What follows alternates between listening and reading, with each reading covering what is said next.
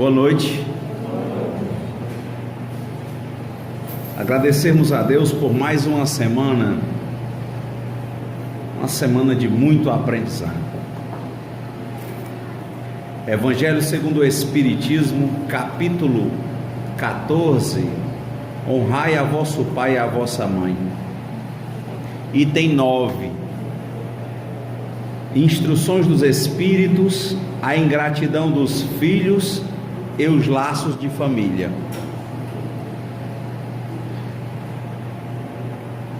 A ingratidão é um dos frutos mais imediatos do egoísmo.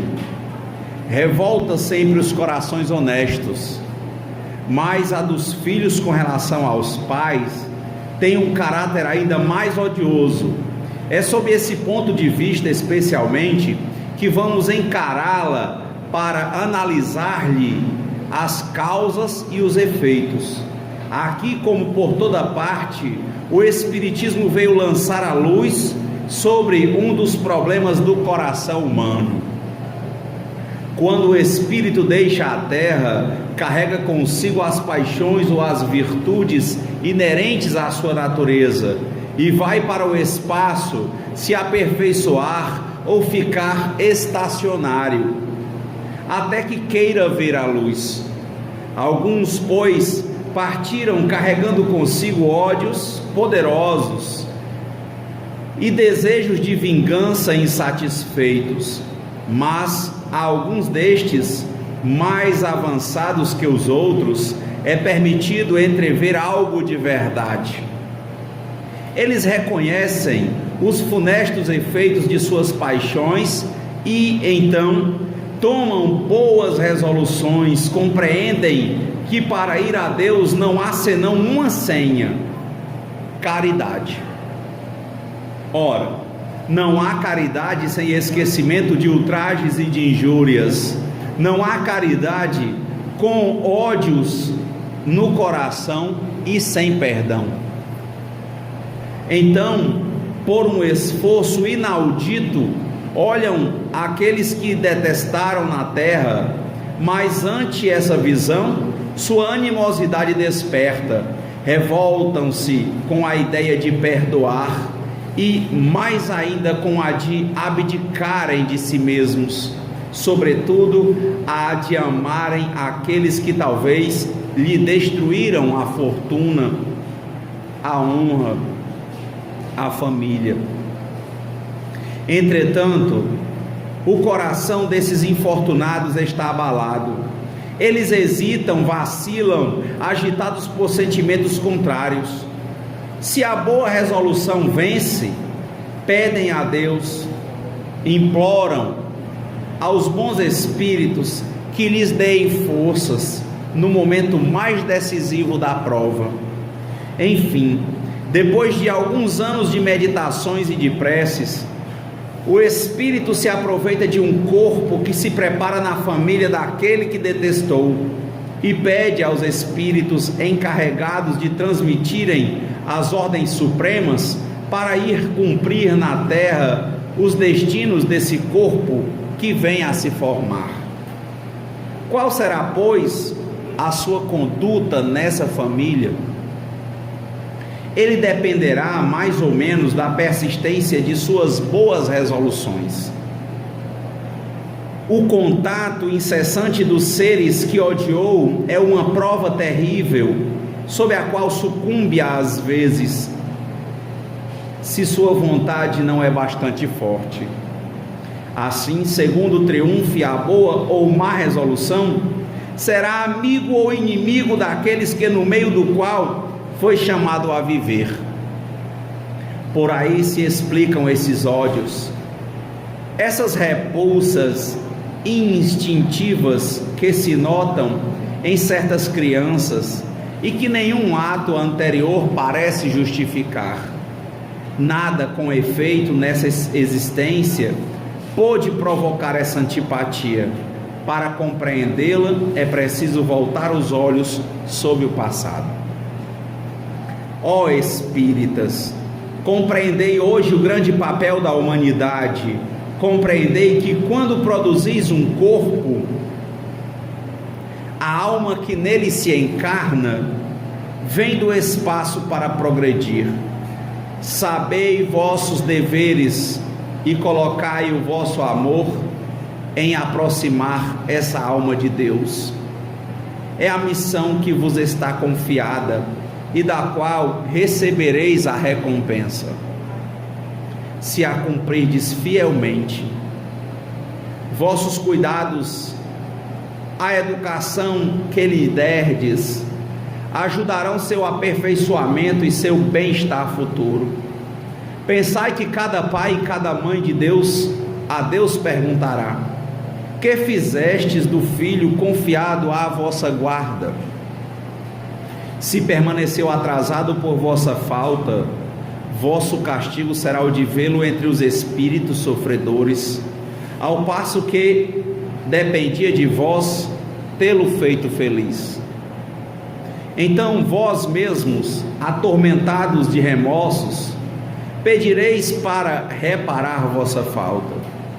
Solicitareis uma nova encarnação para vós e para ele, na qual o cercareis de cuidados mais esclarecidos, e ele, cheio de reconhecimento, vos cercará de seu amor.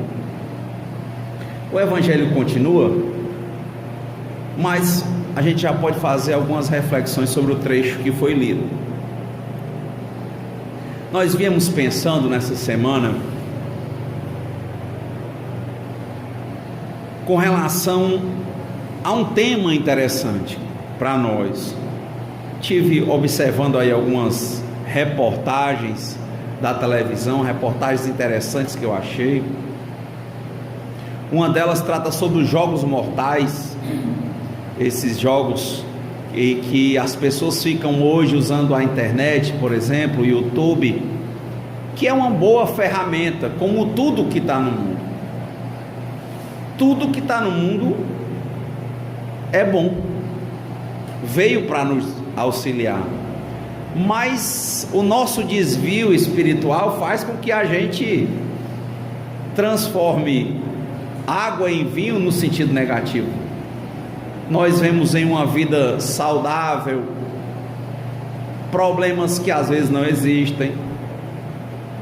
Nós temos tudo para ver o que é bom e tendemos a segurar o que é negativo. Que dizem aqui às vezes no Ceará sobre achar cabelo em ovo. Nós somos experts em achar cabelo em ovo, no sentido de achar o que é ruim. Então, uma ferramenta boa, por exemplo, como o YouTube, como a internet em si, pessoas, por exemplo, que às vezes não têm tempo de estar assistindo TV ou outras coisas, podem selecionar o conteúdo que elas querem, vão baixando e vão assistindo quando tem tempo. Eu costumo, por exemplo, às vezes, baixar essas reportagens interessantes, coisas que a gente não viu. É bom entender a vida dos outros.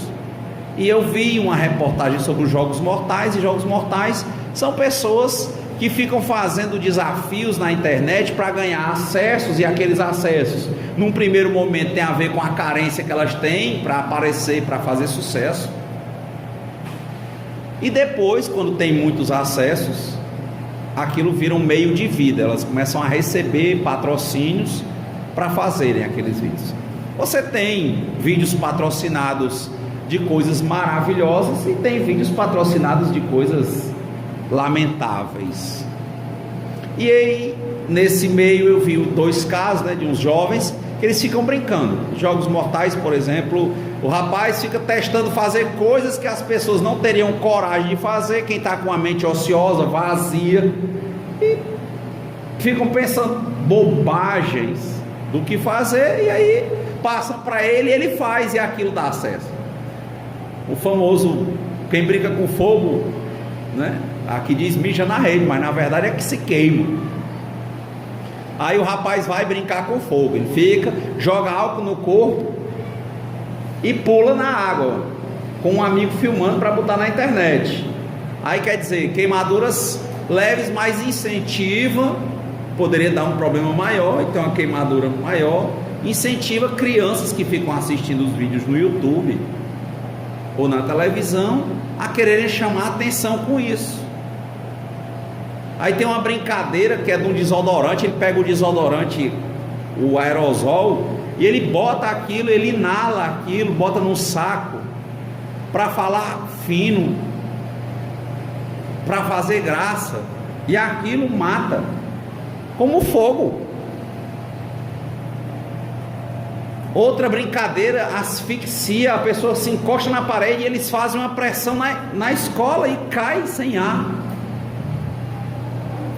Eu vi num programa, eu vi essa reportagem chamada Jogos Mortais, no programa, acho que Conexão Repórter, que eu vi na internet.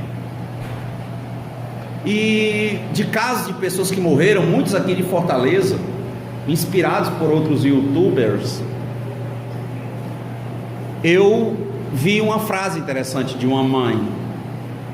Ela disse: meu filho nunca se envolveu com drogas, meu filho nunca teve problemas na rua, meu filho era meu amigo, eu conversava com meu filho, eu estava sempre com ele, eu achei interessante, ele criou um canal na internet, ele se comunicava, ele dialogava, ele dançava, ele brincava, e para mim o meu filho me dizia tudo. O canto mais seguro nesse mundo difícil era a minha casa, era a nossa casa, uma casa tranquila. E aí eu viajei, meu filho já parece que ele devia ter 15 anos, mais ou menos 16. E quando eu começo a ligar para casa, ele não atende. E 2 dias, aí eu pedi a alguém, foram lá, um chaveiro abriu a porta e meu filho estava morto no banheiro. Ele foi fazer essa brincadeira do aerosol e ficou asfixiado e morreu. Foi fazer escondido, se filmar, ele bota ali o tripé para voltar para os outros. Quando foi acompanhar, tinha acontecido. Ele já tinha o costume de fazer, tinha visto e desencarnou.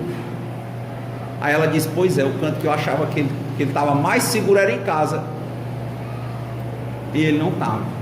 Primeira reflexão que eu tive é que quem guarda a gente é Deus, mas Ele não anda, porque para fazer esse primeiro reconhecimento, a gente tem que ter uma coisa chamada humildade, para a gente entender que tem o livre-arbítrio, que tem que pensar, que tem que fazer nossa parte, tem que dar atenção, conversar, dialogar, mas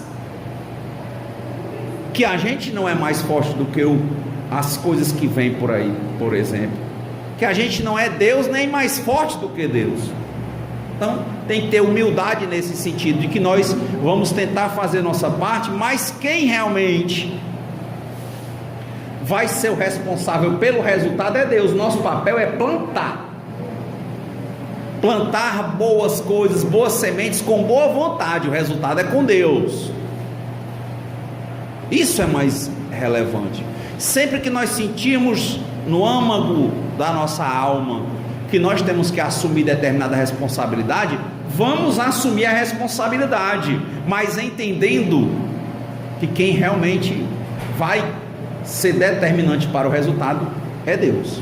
É o que diz, por exemplo, o livro Os Mensageiros: o nosso papel é plantar. Agora, se vai frutificar, se vai chover, se aquele solo propicia aquele tipo de cultura, o desenvolvimento e o resultado é com Deus, não é conosco. Então tem que ter a humildade nesse primeiro momento e depois reconhecer que existe Deus. A humildade é no primeiro momento para nós entendermos as nossas limitações.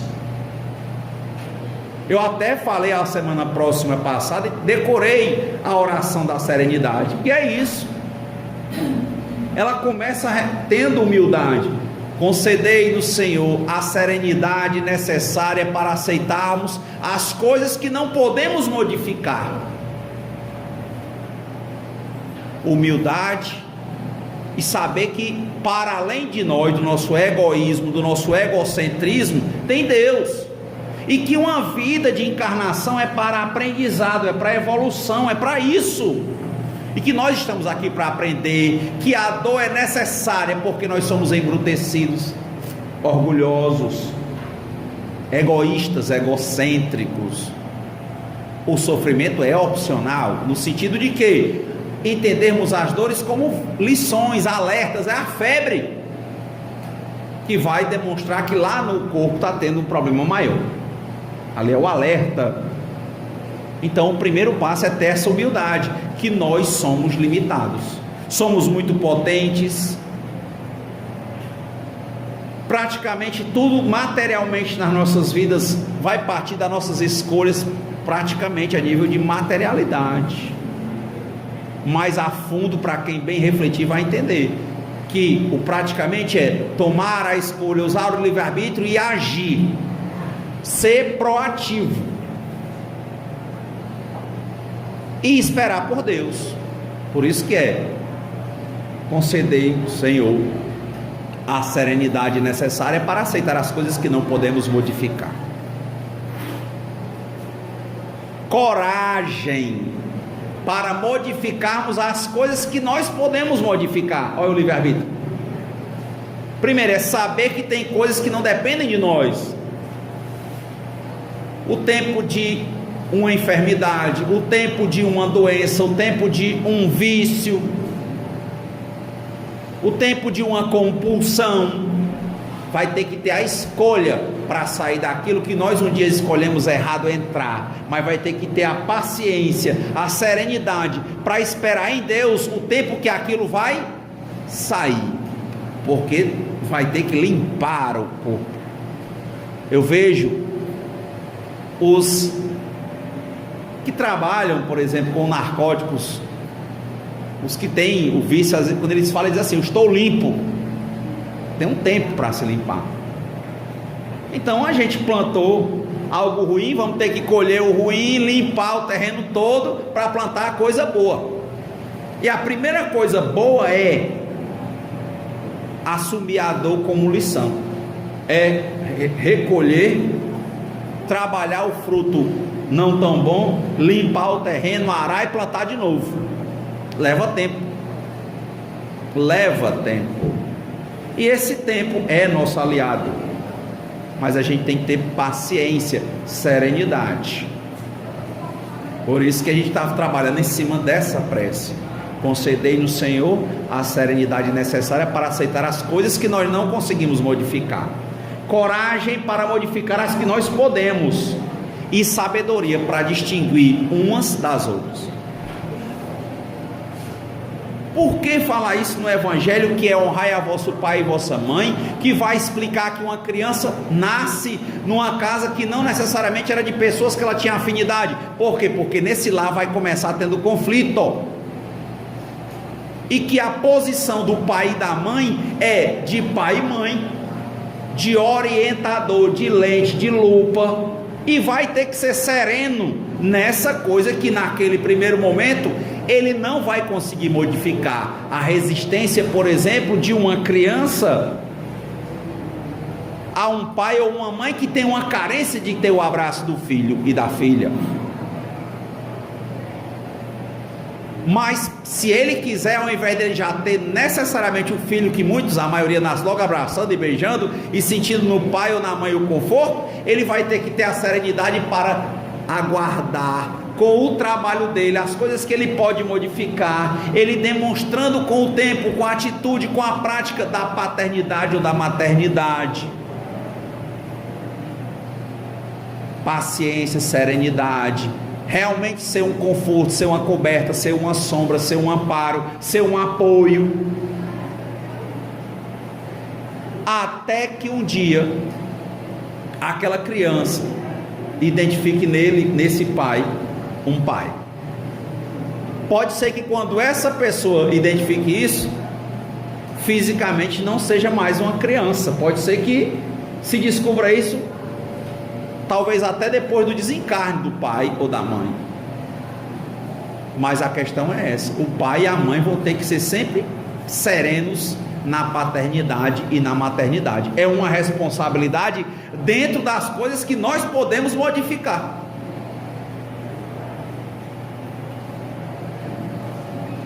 Então esse caso que eu estou contando dos Jogos Mortais, eu achei interessante, porque a mãe falou o quê? Ela disse: como é que o canto que eu achava mais seguro era o canto que ele matou meu filho, não foi gangue, não foi não. Ele viu uma coisa, tinha algum tipo, onde é que eu claudiquei? Onde é que eu falhei enquanto mãe? E dizer para essa mãe, depois que aconteceu, que já chegou numa parte de novo do primeiro parágrafo da oração, de uma coisa que não pode mais modificar. E aqui o Evangelho diz: calma, para as coisas que você não pode modificar, a vida não cessa, um dia você terá uma nova oportunidade. Nós espíritas chamamos isso de reencarnação. Pode ser que seja numa reencarnação, pode ser que haja esse trato no próprio plano espiritual. Então, primeira marca do Evangelho é identificação de pais e filhos que não se dão bem desde o começo. Que apesar do Criador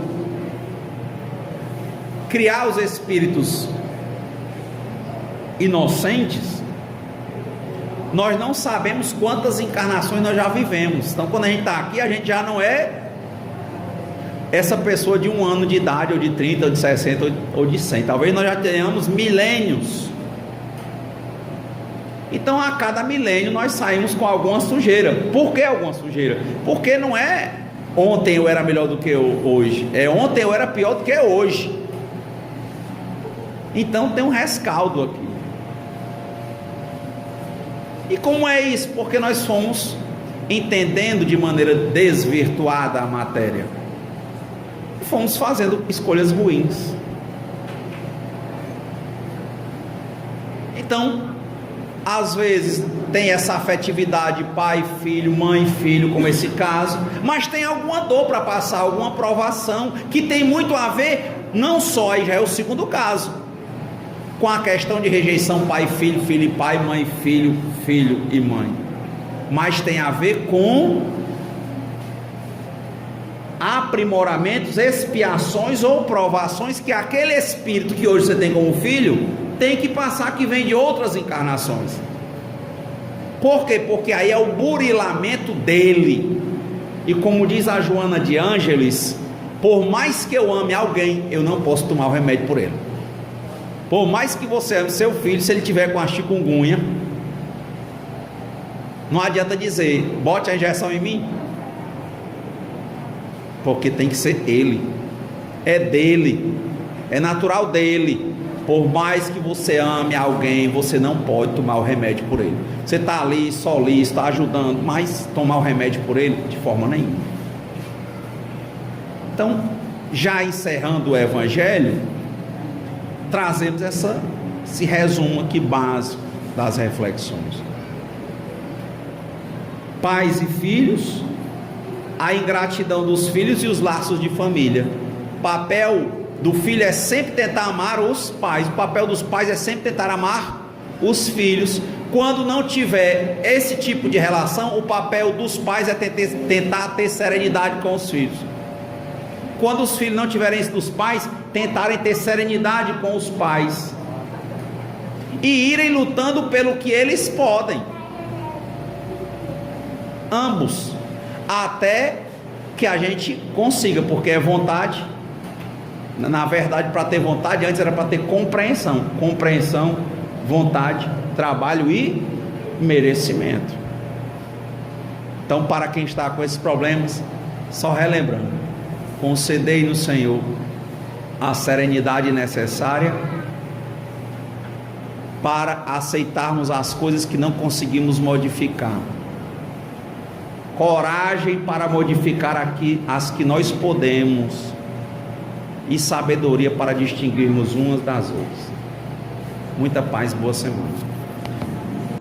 Fazei-me um instrumento de vossa paz, onde houver ódio que eu leve o amor, onde houver ofensas que eu leve o perdão, e onde houver discórdia que eu leve a união, onde houver dúvidas que eu leve a fé, Onde houver erros, que eu leve a verdade.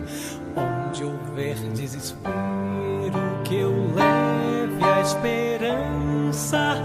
Onde houver tristeza, que eu leve a alegria. E onde houver trevas, que eu leve a luz. Oh, Mestre, fazei que eu procure